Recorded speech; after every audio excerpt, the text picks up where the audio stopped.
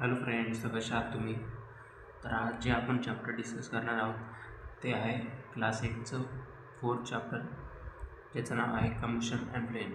मित्रांनो, मी हे तुम्हाला चॅप्टर खूप कमीत ते कमी वेळात समजावण्याचा प्रयत्न करेन आणि खूप इझी लँग्वेजमध्ये, म्हणजे तुम्हाला खूप लवकर अंडरस्टँड होऊन जाईल आणि तुम्ही सगळे जेवढे क्वेश्चन या चॅप्टर व्यतिरिक्त येतील और चॅप्टरवर बेसिस सगळे क्वेश्चन येतील ते तुम्ही इझिली सॉल्व करू शकता. तर बिना उशीर करता सुरू करूया आपण चॅप्टरला. Let's go.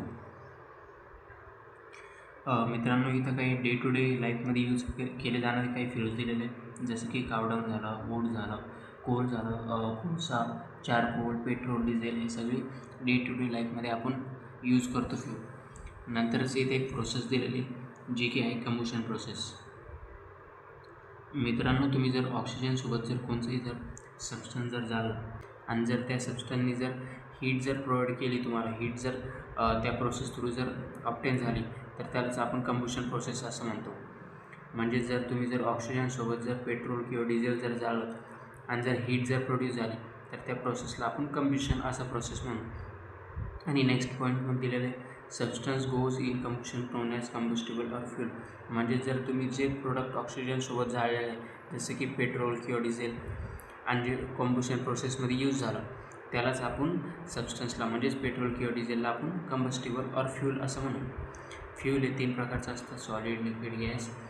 आणि कधीकधी जर ह्या प्रोसेसमध्ये जर तुम्ही जर लाईट पाहिली, म्हणजेच कंबुशन होताना जर लाईट पाहिली, तर या लाईटला आपण फ्लेम असं म्हणतो. म्हणजेच इझी वेमध्ये जर तुम्हाला जर सांगायचं म्हणजे तुम्ही जर म्हणजेच एखादी जर कॅन्डल जर बर्न होते मित्रांनो, तर कॅन्डलच्या वरती तुम्ही पाहिलं असेल रेड आणि येल्लो कलरची जी लाईट असते तिलाच आपण फ्लेम असं म्हणतो. इथं पण तेच दिलेलं आहे. एखादी जर कम्बशन प्रोसेस जर होती आणि जर तिच्यावर जर लाईट येते, तर तिलाच आपण फ्लेम असं म्हणतो. आणि जर फायरला म्हणजेच आगीला जर कंटिन्यू जर करायचं आहे आपल्याला, आग तशीच चालत राहून द्यायची, तर त्याला आपल्याला ऑक्सिजन प्रोव्हाइड करणं खूप जास्त गरजेचं आहे. म्हणूनच तुम्ही जर कधी पाहिलं असेल मित्रांनो,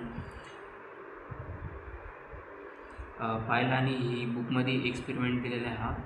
जर एखाद्या जर माणसाला जर आग लागलेली, तर लगेच जे फायर एक्सटिंग्विशर म्हणजे फायर आग जे विझवणारे लोक असतात ते काय करतात, ते खूप मोठं जाड ब्लँकेट जे असतात ते माणसावर टाकून देतात आणि त्याला पूर्ण कवर करून घेतात ज्या माणसाला आग लागलेली.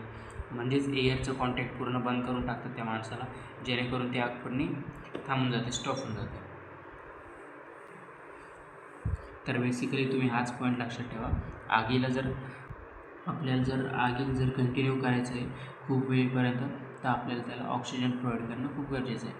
नंतर मित्रांनो पॉईंट येतो इग्निशन टेम्परेचर. इग्निशन टेम्परेचर म्हणजेच lowest temperature at which substance catches fire. म्हणजेच एकदम लोएस्ट टेम्परेचर एखाद्या सबस्टन्सला जेवढं लोएस्ट टेम्परेचर लागतं आग लागण्यासाठी, ह्याचं सिम्पली तुम्हाला एका वेमध्ये एक पॉईंटसोबत एक्सप्लेन करू. एक एक्झाम्पल घेऊन एक्सप्लेन करतो मित्रांनो मी तुम्हाला. म्हणजेच एक जर मॅस्टिक आहे, काय म्हणतो आपण त्याला, काडीची पेटी, मॅस्टिक जर आहे, तर त्याला आपण जर मॅच बॉक्ससोबत जर फक्त रब जर केलं तर लगेच आग लागून जाते. पण तेच तुम्ही एखादा लाकूड घ्या आणि त्या लाकडाला रब करा, त्याला कितीही रब करा तुम्ही 15-20 मिनटं, ते लवकर आग लागणार नाही. का? कारण की त्याचं इग्निशन टेम्परेचर जास्त आहे आणि मॅचस्टिक्स जे आहे म्हणजेच ती काडीची पेटी, त्याचं इग्निशन टेम्परेचर खूप कमी, म्हणून त्याला रफ केले की लगेच आग लागते. पण तेच एखादं लाकूड घ्या आणि त्याला रफ करा, ते नाही लवकर आग, कारण की त्याचं इग्निशन टेम्परेचर खूप जास्त. नंतर मित्रांनो येतो इनफ्लेमेबल सबस्टन्सेस. इनफ्लेमेबल सबस्टन्स म्हणजे असे सबस्टन्स ज्यांचं इग्निशन टेम्परेचर खूप कमी आहे, जसं की LPG, पेट्रोल, अल्कोहोल. म्हणजे ह्यांना जर आपण थोडंही जर आगीचं काही म्हणजे मॅस्टिक झालं नाही तर काही अजून काय म्हणतात त्याला लायटरही झालं, जर यांचे जर जवळ घेतलं की यांना लगेच हे फायर कॅच करतात, लगेच आग लागते यांना, कारण की यांचं इग्निशन टेम्परेचर ते खूप कमी आहे. जसं की मी तुम्हाला आधी सांगितलं, मॅस्टिक काडीच्या पेटीचं इग्निशन टेम्परेचर खूप कमी आहे. नंतर येतं types of combustion: rapid combustion, spontaneous combustion. म्हणजे जर थोडंही जर फ्रिक्शन जर प्रोव्हाइड केलं आपण जर कोणत्या गोष्टीला, तर ते लगेच हीट आणि लाईट प्रोव्हाइड करतं. म्हणजे हीट अँड लाईट म्हणजे लगेच ते फायर कॅच करतं, सिम्पली म्हणायचं म्हणजे. थोडंसं हे फ्रॅक्शन आपण जर प्रोव्हाइड केलं तर लगेच ते फायर कॅच करतं. आणि स्पॉन्टेनियस कंबशन म्हणजे जे की रूम टेम्परेचरवर लगेच ते फायर कॅच करतं, जसं की फॉस्फरस झालं. फॉस्फरस म्हणजेच मॅस्टिक्स जे असते त्याच्यासमोर फॉस्फरस लागलेलं असतं, जे की रूम टेम्परेचरवर जर आपण जाळलं तर लगेच ते फायर कॅच करतं. त्याला स्पॉन्टेनियस कंबशन असं म्हणतो. नंतर येतं explosion. A sudden reaction takes place with evolution of heat, light, sound and gas is form. Such reaction is called explosion. म्हणजे खूप लगेच स्पॉन्टेनियस रिॲक्शन होते ज्याच्यामध्ये की हीट, लाईट आणि साऊंड इव्हॉल्व करतं. त्याला आपण एक्सप्लोजन असं म्हणतो. जसं की क्रॅकर, फटाके, ज्याच्यामध्ये लगेच खूप सडनली हीट, लाईट, साऊंड हे लगेच इव्हॉल्व होतात एकच मिनटाच्या आत. त्यालाच आपण क्रॅकर. नंतर मित्रांनो टॉपिक दिलेले flame. Substance which vaporises during burning gives flames. Example kerosene, wax. हा म्हणजेच जे सबस्टन्स वेपराईज होतं, जसं की काय म्हणतात त्याला, कॅम्फरला काय म्हणतात मराठीमधून, कापूर. आरतीच्या वेळेस आपण देवाची आरती करतो तेव्हा जो कापूर यूज केला जातो ते कसं वेपराईज होतं, ते राहत नाही, त्याची ॲश नाही राहत. असे सबस्टन्स जे की वेपराईज होतात म्हणजेच कापूर झालं, ते फ्लेम प्रोव्हाइड करतात. म्हणजेच त्याला जेव्हा आपण कापूरला जेव्हा जाळतो तेव्हा तिच्यातून जो लाईट निघतो त्यालाच फ्लेम असं म्हणतो. जसं की इथं केरोसिन ऑइल दिलेलं आहे, पुन्हा वॅक्स दिलेलं आहे. वॅक्स हे कॅन्डलचं वॅक्स आहे मित्रांनो, जे व्हाईट कॅन्डलने बनलेले असते ना ते वॅक्स. आणि नंतर जो पॉईंट दिलेला चारकोल डज नॉट वेपराईज. पुन्हा कोल अजून एक पॉईंट ॲड करतो, कोल पण वेपराईज होत नाही मित्रांनो. म्हणजेच जेव्हा आपण कोलच्या घालतो तेव्हा त्याची राख खाली उडते, पूर्ण वेपराईज होत नाही. वेपराईज म्हणजे सिम्पली पूर्ण हवेमध्ये मिक्स होऊन झाले. कापूरला जेव्हा आपण जाळतो तेव्हा ते पूर्ण हवेमध्ये मिक्स होऊन जातं, काहीच खाली राहत नाही. पण तेच जर कोळशाला तुम्ही जाळ, त्याची पूर्ण ॲश जी असते ती खाली वरून जातात. आणि हे चारकोल, कोल हे फ्लेम नाही प्रोव्हाइड करत, पण जे कॅम्फर आणि ते असतं म्हणजेच काय म्हणतात त्याला, कापूर आणि ते पूर्ण वेपराईज होऊन जातं आणि फ्लेम ही प्रोव्हाइड करतात.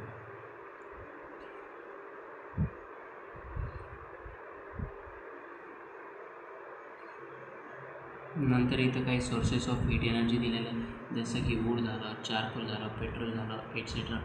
म्हणजेच यांना आपण फ्यूल असंही यूज करतो. कोल, कोळसा, पेट्रोल, डिझेल यांना आपण फ्यूल म्हणून यूज करतो. नंतर मित्रांनो इथं एक कॅलरिफिक व्हॅल्यू असा एक पॉईंट दिलेला आहे. Amount of heat energy produce on complete combustion of 1 kg of fuel called calorific value. म्हणजेच मित्रांनो 1 kg ऑफन फ्यूल जेव्हा बर्न केल्यावर जेवढी आपल्याला एनर्जी प्राप्त झाली त्यालाच कॅलरिफिक व्हॅल्यू असं म्हणतो. सिम्पल एकदम सोप्या भाषेत सांगायचं म्हणजे मित्रांनो, तुम्ही जर बाहेरून जर खेळून आले ग्राउंडवरून, काही म्हणा, मग तुम्ही क्रिकेट, फुटबॉल जे तुम्हाला आवडतं, तुम्ही जर काही खेळून आले आणि तुम्हाला जर खूप भूक लागलेली आहे, तर तुम्ही जर काहीतरी खाशाल, तुम्ही मग मॅगी नाही, पण तुम्ही जर ॲपल खाल्लं आणि जर एक ॲपल जर 1 किलोचा असेल, 1 किलो जर ॲपल खाल्लं तर तुम्हाला काही एनर्जी प्राप्त होईल नाही, यार तुम्हाला चांगलं वाटेल, आता काहीतरी पोटात गेलं, आता मला एनर्जी आल्यासारखं वाटतं. म्हणजेच काय झालं, तुम्ही जे 1 किलोचं ॲपल खाल्लं ते खाल्ल्यानंतर तुम्हाला काही एनर्जी आली. तोच पॉईंट इथं दिलेला आहे. 1 किलो फ्यूल जाळल्यानंतर आपल्याला जेवढी एनर्जी भेटते त्यालाच आपण कॅलरिफिक व्हॅल्यू असं म्हणतो.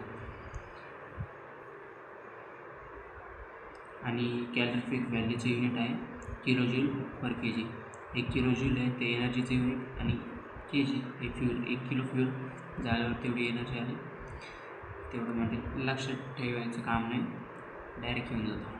नंतर burning of fuel leads to harmful products. Fuel जाळल्यावर काही हार्मफुल प्रोडक्ट्सही इमिशन होतं, ते आपल्याला दिलेलं आहे. Carbon fuels like wood, petroleum release carbon particles. These particles are dangerous pollutants causing respiratory disease called.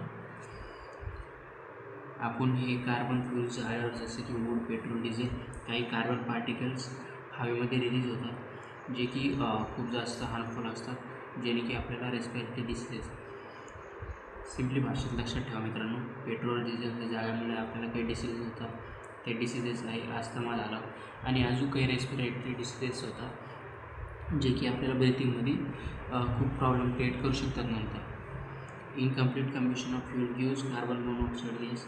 आणि मित्रांनो, फ्यूल जर हे पूर्ण कंप्लीट बर्न झालं नाही तर ते कार्बन मोनॉक्साईडमध्ये ते ट्रान्सफर होतं, म्हणजेच कन्वर्ट होतं.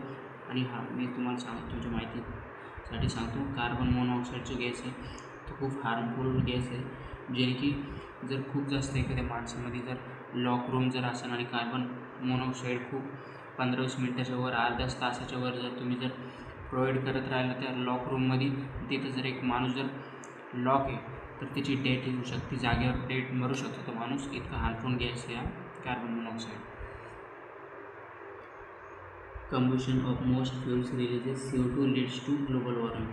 आणि जर CO2 हा ग्लोबल वॉर्मिंगसाठी रिस्पॉन्सिबल आहे ते तर तुम्हाला माहिती आहे. जसं नेक्स्ट पॉईंट जो येतो तो येतो burning of coal and diesel releases sulphur dioxide gas, harmful gas. Coal आणि डिझेलला जर लागलं तर सल्फर डायऑक्साईड गॅस हा इमिट करतो. आणि ऑक्साईड ऑफ नायट्रोजन आणि सल्फर हे दोन्ही जर रेन वॉटरसोबत जर मिळलं तर हे ॲसिड क्रिएट करत आहे. म्हणजे सल्फर आणि नायट्रोजन यांचे जे ऑक्साईड असतात ते जर आपलं रेन वॉटरसोबत जर मिळेल तर ते ॲसिड क्रिएट करतात. त्यालाच आपण ॲसिड रेन असं म्हणतो. जे की ॲसिड रेन हे खूप हार्मफुल असते क्रॉपसाठी झाला, पुन्हा सॉईलसाठी झाला, आणि आपल्याही जर अंगावर पडले ॲसिड रेन तर खूप घातक असतं. याच्यासाठी आपण पेट्रोल आणि डिझेल जे की आपण डे टू डे लाईफमध्ये काही फ्युल्स यूज करतो त्याला आपण CNG सोबत रिप्लेस करू शकतो, असा पॉईंट दिलेला आहे नेक्स्ट हा. कारण की CNG हा कंप्रेस नॅचरल गॅस हा खूप क्लिअर फ्युल आहे, जे की खूप म्हणजे नाही म्हणलं तरी चालेल, हा की पोल्युशन क्रिएट नाही करत. आणि थँक्यू मित्रांनो, मी या व्हिडिओ लेक्चरमध्ये सगळे पॉईंट्स कवर केलेले आहेत, जेणेकरून तुमचे सगळे जे क्वेश्चन आहे सगळे ह्या पॉईंट्सवर सॉल्व्ह होऊन जाईल. थँक्यू.